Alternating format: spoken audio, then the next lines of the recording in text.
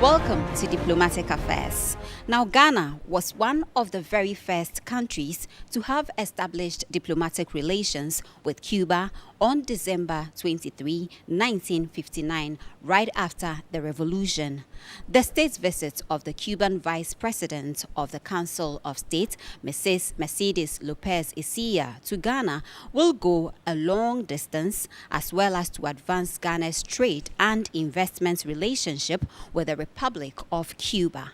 On the show today is Cuba's ambassador to Ghana, His Excellency Pedro L.D. Gonzalez, to speak to us about bilateral relations between Ghana and Cuba. Be my guest. You're still watching Diplomatic Affairs. This is where we bring you news from the diplomatic community around the world. Australian winemakers have urged Prime Minister Malcolm Turnbull to visit China to resolve diplomatic tensions blamed for trade obstacles that have raised concerns for the future of a $650 million wine export market.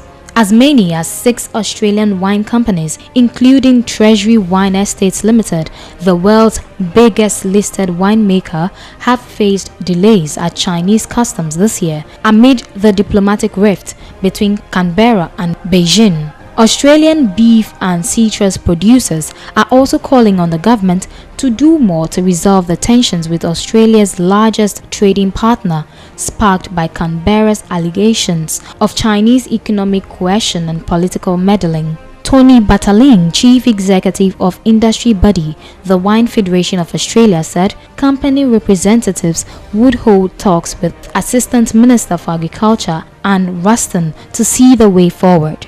Beijing has shunned Australian officials in recent months, casting doubt on a visit to China by Turnbull expected sometime later this year. Left unresolved, the issue could become a score point for the government ahead of elections.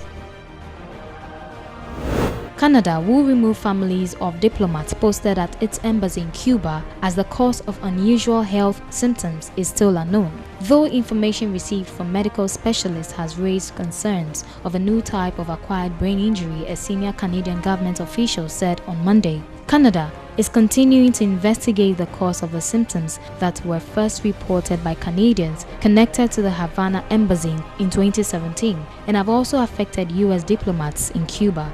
The symptoms, which include dizziness, headaches, and nausea, have been found in 10 of the 27 Canadian personnel and family members that initially received medical testing, the official said. While there have been no new incidents since the autumn of 2017, diplomatic families that have returned to Canada have continued to experience symptoms. In some cases, the symptoms have lessened in intensity before returning, the official said.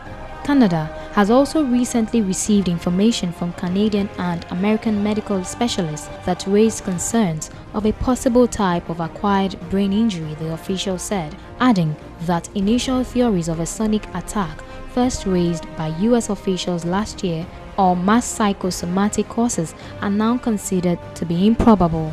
Air and water quality tests of staff quarters in Havana did not include a cause for the health problems, the official told reporters. Because of the uncertainty, Canada's embassy in Cuba will be designated as an unaccompanied post, meaning diplomats will not be accompanied by their families, the government said in a separate statement.